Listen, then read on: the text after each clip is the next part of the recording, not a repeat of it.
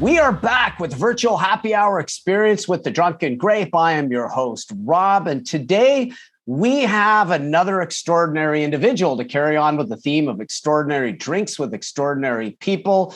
This lady is a gem and a rock star in the wine world.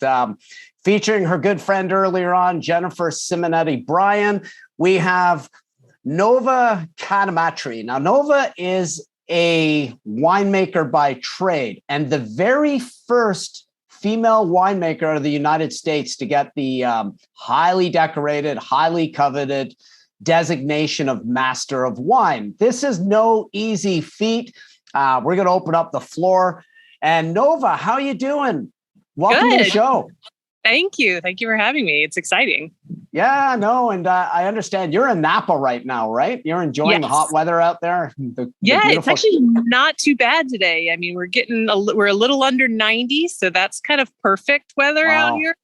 So yeah, very cool. A little ways away from the Finger Lakes at home, where your vineyard Trestle 31 sits, right? And we'll get into that. So I get I do a lot of flights back and forth. So yeah, so I was out there about a week ago for about a week and a half, and going back and forth, it's fun, but it's also it's very odd to be thinking about two totally different climates at the same time during harvest. Yeah, and I was reading you have quite a bit of Californian roots too. Your journey into wine before you launched out onto your own, I believe, was with Robert Mondavi, if I'm not mistaken, That's correct. One of his chief winemakers. Is that not correct? Yeah, I started as the red winemaker and then ended up as director of winemaking. Yes. Wow, that's cool. So tell us a little bit about your journey. I know you started in 2004. You went through, I believe it was a fairly new school at Cornell University then. It was a school of viticulture and oenology. Tell us a bit about your journey, because it's not every day. Listen, it's not every day that you sit down with a master of wine, and it's even less likely that you're going to sit down with a master of wine that is actually a winemaker that owns their own vineyard as well. So talk a bit about that. How did you get started into this field? Well, so one of the things that I started with was my first harvest was in Pennsylvania in 2003. And that's where I really kind of fell in love with the wine industry and grapes and wine. Once I went through that harvest, I thought it was a fantastic opportunity, and I ended up looking at a bunch of different viticulture and enology schools, and initially started looking at Davis and Fresno. And then literally the same week that I was looking at all these California schools for winemaking and viticulture, Cornell announced their program, and I'd already been accepted to Cornell as a horticulture major. And so it was one of those things that was a very easy transition between starting at Cornell there and going and getting my viticulture degree and just changing my major. So that worked out really well. So I was there from 2004 and was one of the first graduates out of the program in 2006. And after that, you commenced into a very interesting journey. You pursued your MW. I mean, this is a crazy feat. I mean, this is something that I think, I know Jennifer's the fourth female in the United States to become an MW. Not sure where you sit in that ranking, but it's a prestigious number. Yeah, I mean, there's 425 or 30 MWs currently that have gone through. Living or passed away. I think the number is something crazy, like 430. This is an insanely difficult program. I mean, I look at it and, I'm just doing right now, and I know you do journals for them and blogging for them as the Wine Scholar Guild. So I'm finishing off my Italian Wine Scholar, and they're fairly difficult courses themselves, but the MW just jumps to a whole new level. You're talking about something, and if you're tuning in and watching this, ladies and gentlemen, the Master of Wine program is harder to do than a PhD in a lot of cases. This is very rigorous. They go through first, usually they come out of the WSET level 4, the diploma program, which is pretty arduous. And then they immerse themselves in the Institute of Masters of Wine. It's usually the top level students and people that have very strong wine acumens are invited in. It's not every day that somebody is just told, hi, welcome to the Institute of Masters of Wine. It's, Nova, talk a bit about that journey, because I'm actually blown away by it. It's, I read that you have award-winning wines, and then I'm also looking at a master of wine sitting in front of me. And the combination of these two things is quite incredible. Well, thank you so much. Yeah, no, it was funny because when I got out of Cornell in 2006 and I started working in the wine industry in California, and 2007, I stumbled across the Master of Wine. And it really was looking at kind of a way to stake my claim in the wine industry, to kind of say, yes, I know what I'm talking about, that type of thing. And so I saw that. I was like, wow, that's the top certification in wine. And I was like, I'm going to do that. And I remember I was sitting in my office and I had an office mate at the time. And I turned around and said, oh, I just found this thing, Master of Wine. I really want to do that. And he turned around to me like dead tan. He's like, nobody really does that. And I was like, I think I could do it. And so that started the journey. And of course, I read on their website that you should do the WSET first. So I signed up for the advanced certificate WSET, so the level 3 in 2007. I started my diploma in 2008. I then applied for the Master of Wine program in 2009 while doing the second year of the diploma. And I did both. Wow, that's a lot of guts. Recommend it. I don't recommend it, but I did my second year of the diploma and my first year of the MW at the same time, which was insane. Wow. And obviously pre-children. And so then I got into the MW program in 2009. I sat the exam for the first time in 10. I sat it again in 11. I sat it again in 12, 5 months pregnant, and I passed theory on that attempt. Then I sat practical only in 13 and 14. Did not pass practical, so I failed out of the program. Then came back and sat the entire exam again because I had lost my theory pass at that point in 2016 and passed both sections of the exam, and then passed my research paper in 2017, which of course, once you pass your research paper and you sign the code of conduct, then you're invited to be in the institute. So it took me 8 years just with the MW program, and you add on the WSET years, that would be 10 years of study after my degree. Yeah, that's after basically doing the equivalent of a hard science / biology degree in viticulture. Correct. It is a science degree, but the Bachelor of Science, absolutely. You've got all the labs and all the chemistry. I went through history and poli-sci commerce in university. My brother was a chemistry major, so I was immersed with all this science in the family and around me. And I mean, these science courses that alone are no small feat either. There's a high fail rate. First year, second year university loves to flush people out. And I can imagine that the MW program is just, it's like that on steroids, basically. It's Jennifer mentioned to me one time in a discussion, it took her quite a while, and it's common, it's very common to get through the program. You sit in the institute for 5 to 8 years. A lot of people are working. In your case, you were already a head winemaker. You had a budding family. I don't know how you found the time. I mean, when do you ever sleep? I don't know. Everybody kind of goes, oh, I don't have the time. I'm like, you make the time in your life for things that are important to you. That's and true. You just need to look at like how you're spending your 24 hours in your day. And the way you're spending it is what is important to you.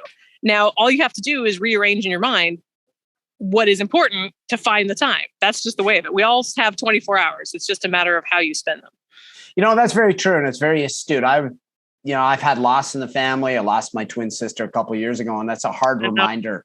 And it's a very visceral and real reminder. And for those, tuning in, if you are questioning the time, there's always time for your passion. There's always time to pursue what you love to do. And time's one of those things you never get back out of the bank. Once it's gone, It's gone. It's gone. And you can't buy it. You can't make more of it. It is what it is. So yeah, that's a very I live every day around that. Like, how much can I fit into every 24 hours? And it's just, that's the way I live my life, hour by hour. What can I fit in this hour? It's true. And there's a magic to seizing the present. Mm-hmm. And that's something I always believe. You can't change your past. You can focus on the future, but so many people swim in the past, reach out to the future, and they forget about the now in front of them. And the power of now is a critical thing. Mm-hmm. And it's obviously something you maximized. I almost say it's like folding space when you run a business. We're entrepreneurs and we're always out there hustling. And one of those things to try to really leverage your time is you learn to fold it and maximize it. You make the minutes count. And it's incredible when you focus the time, just how much you can achieve. And I think you're a living testament to that. It's what you've achieved in really, if you go back to 2004, we're at 17 years now, you've probably done more than really a lot of people have done in their lifetimes in as far as work achievement, workplace achievement. You think about it, you've raised a family, You've gone through difficult programs. You now have your own vineyard. I imagine you still consult and do other roles as well on top of it. Sometimes it's probably what brings you to California. Masters in Wine are not, it's not like you're in short demand for your expertise either, especially being an expert winemaker. It's the combination of the two it's pretty lethal. It's a pretty great combination to have in the wine world. How was your journey with Mondavi? That was a pretty interesting experience, I bet, before you actually launched out on your own into your own vineyard. And we'll talk about that in a second, but I'm actually still here. Okay. So that's where I'm zooming in from you for now. From this actual one of his vineyards. I still work full cool. time here. So yeah, I mean, it's been great. I mean, working with To Kalon is an amazing opportunity, and this vineyard is so humbling. Every year it makes such a beautiful fruit, and so it's definitely one of those iconic places in California. And I can't describe the feeling of being able to be part of this vineyard every year. It's very cool. Well, and it's something I always like to say. In order to succeed, you got to be a student of the game. Every day that you have to realize you may have all these credentials, or you may have something really neat moving forward, but unless you can check your own, you have to check your ego, and you have to be humble. And it definitely seems that you have an excellent grasp of that. The fact that you still go back to your roots, you still work hard at your roots, yet you're also propelling your own vineyard forward. And the Trestle 31, I was reading a bit about this. So are you up and around Seneca Lake? Is that correct? Yes. So the property is on the northeast side of Seneca Lake, and the tasting room is in Geneva, right downtown. So that's right at the top of Seneca. And wow, but this is the Finger Lakes in New York State. Correct. Yes. So with the terroir, go ahead. Yeah, we get fruit from both sides of Seneca, and this fall we're crushing Cabernet Franc from the Bluff over on Cayuga. Oh, wow. Yeah, it's a great area. You probably are able to cultivate some great Cabernet Franc there. I know one of the strong varietals in Ontario, when you get around Niagara, which I'd imagine some of the terroirs similar. There will definitely be nuances of differences and some stark differences just because you're further south and on the other side of the Great Lakes. But it's Cabernet Franc's one of those that tends to ripen well on its own, and it's a delicious grape on its own. Absolutely. Yeah. It's so elegant and floral and, beautiful perfume. And I made some really stellar Cabernet Franc from the 2016 and 2017 vintages back in the Finger Lakes. And so I'm really excited to, fold that experience into Trestle, and that'll be coming out in 2023. So. Wow. And you have Riesling. I'm a huge fan of Riesling because it's one of those wines. It's one of those varietals that it's probably the most diverse grape in the world. You can go from this really bone dry style, the dry Alsatian styles, right into dessert wine that's lusciously sweet. And sparkling. Don't forget sparkling. That's true. And you've produced an award-winning wine. I saw that. I think it was the Sommelier Guild or the Sommelier Wine Awards. It scored 95 points. That's not a small feat. No, it's not. And that was super exciting. That was our 2016 Riesling. And I think our hashtag is Riesling Rising for a reason. Like, we really want to change the conversation that people are having around Riesling and make people kind of think of it as a fine, dry white wine versus just it's always sweet or it's always simple. And, trying to really kind of challenge that issue we've got with the Liebfrau Milch, hangover from last century alcohol. It's true. And so it really is changing people's perceptions, and so that's the reason our wine is in a Burgundy bottle and not a Hock bottle, and it's the reason we make a dry style that when you pour it blind for people, they don't think Riesling. They think, oh, maybe this is like a muted Sauvignon Blanc or, an unoaked Chard or something like that. And we also make Chardonnay as well. And I think the area is perfect for that because it's a cool climate. And I've always kind of compared it to Grand Cru Chablis, but I actually had one of my sales reps for our new distributor, Wygant Selections in New York City, tell me, she's like, I think you're selling yourself a little bit short because this could hold up in Burgundy, straight out. Wow. And so, and it was really exciting to hear that from people because, I think we do have more in common with Chablis, but I'll take Burgundy all day as a comparison. Well, and it's sort of similar in latitude because you're around the 43-degree latitude north. And if you hover around to where Burgundy is, I believe they're pretty comparable in latitude. They are, yes, absolutely. Yeah, and some of the soil types would be similar too, would they not? Yeah, so the soil, the base of the soil in the areas is Devonian shale. Most of it is Devonian shale, which is all like old seabed from 11,000, 12,000 years ago. Well, 11,000, 12,000 years ago was glaciers coming through, but it was prior to that, it was seabed. And then the glaciers came through, the Wisconsin Glacier came through 11,000 years ago and really scraped off kind of the topsoil and then redeposited it everywhere. So you have this really consistent bedrock that's this great shale with all these little sea creatures in it. And then you've got over the top of it, like all this randomness that just got thrown all over the place from the glaciers.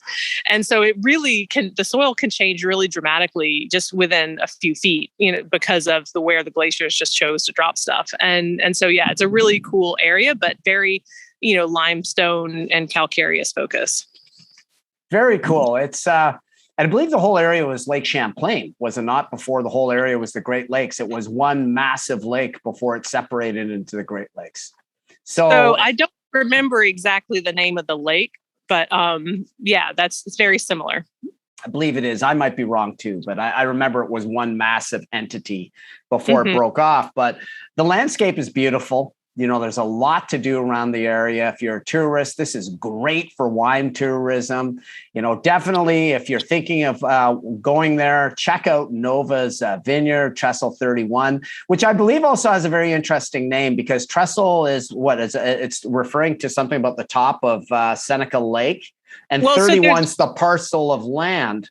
Number, and this comes back from the American Civil War, does it not? Or the Revolutionary War. So the railroad trestle is right at the top of our property on East Lake Road. So it's very obvious where the trestle is and where it comes from. But the number 31 is the Revolutionary War lot that the land was part of. So the government kind of paid the soldiers in land. And so that's what it was part of. And that's where the number came from. Yeah.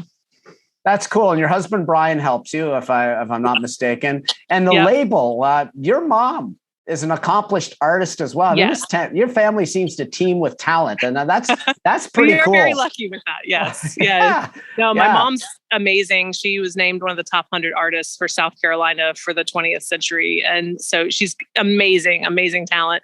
And so when I first called her and said, hey, I really would love to have you involved, but I understand like if you don't want to be. And she's like, no, I'd love to. And so she's done 3 drawings for us now. So we've got the Riesling drawing, which was the trestle itself. We've got the Chardonnay drawing, which was a railroad track that's actually on the west side of Seneca, not far from where the wine for the Chardonnay is grown. And then we have a demi-sec Riesling that'll be coming out next year, which is a little bit sweeter than our standard Riesling. And that one has a different look at the trestle, more of a spring view, whereas the dry Riesling is more of a fall view of the trestle. So the pieces are beautiful, and eventually we're going to have them displayed in the tasting room so people can come and see the full pieces of art, which are spectacular and large. And then my sister-in-law, Katie Ng, is an illustrator in New York City, and she was the one who did our logo and our label layout. That's cool. And I looked at it. It looks great. I mean, it's neat. It's because often one of the things and one of the problems is wine is a business like anything else. And sometimes the consumers forget that. But cool labeling. It's like this bottle of Gattinara. I'm going to reach over and this was obviously the gem in the 18th century before Barolo became the gem for Nebbiolo. It's north, Novara and Vercelli. It's bisected by the Cieza River. This is in northern Piemonte for my listeners. But if you look at the bottle, like the bottle is really cool. The style of the bottle, the label, it's okay, but I looked at the label that you had and it was something, that's why I asked about it, because it's something that attracted me right away. Was the artistic design behind it. Then I kept reading. And I'm like, holy wow, the mother created this. I mean, that's really cool. And I think it's neat that you obviously have a huge passion for family as well. It's very important to you. And that's become an integral part of your business model too, because it seems like key members of the family have really reached in. They have supported you. And without a doubt, this is just my hunch because I haven't been there yet, but it's one of those things that is definitely pivotal to your success. Oh, thank you. Yeah, no, it's incredibly important to have family. Like I tell people all the time, I could not, you're talking about my accomplishments earlier, but I can't do what I do alone. My husband is a huge supporter of mine. And if he hadn't been behind me the whole way, and in many cases pushing me when I just didn't want to go, because I always say, this whole wine thing is all his fault anyway, because he said, oh, we should start a vineyard. My family in Italy did it. It can't be that hard. And, so it really was his fault.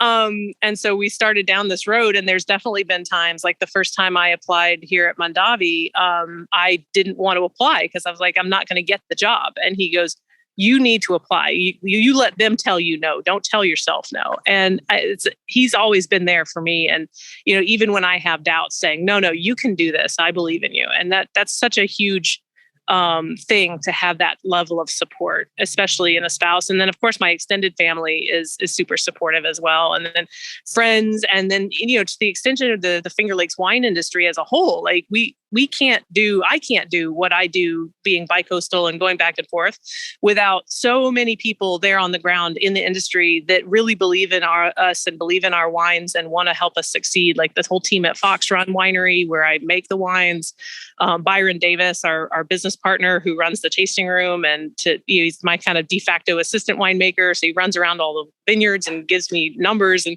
there are so many people in the Finger Lakes that have nothing to do with me or my family or the vineyard or the brand itself, who have reached out and helped and pitched in. And, it's really a very collective industry, and like we all help each other when needed. And that's really an amazing thing. Yeah, and it's daunting. I mean, I'm going to crack a beer in a second for the happy hour. This is a cool beer. I was talking a bit about it with you in the beginning. You have a drink, feel free to crack it. I know it's early there still. If not, don't worry about it. Obviously, if you're watching this, the happy hour, make sure you do crack a drink. But wineries are a very daunting business, because if you think about it, if you start from scratch, it takes at least 3 years to really get some kind of credible fruit set up to actually start testing and making your wine.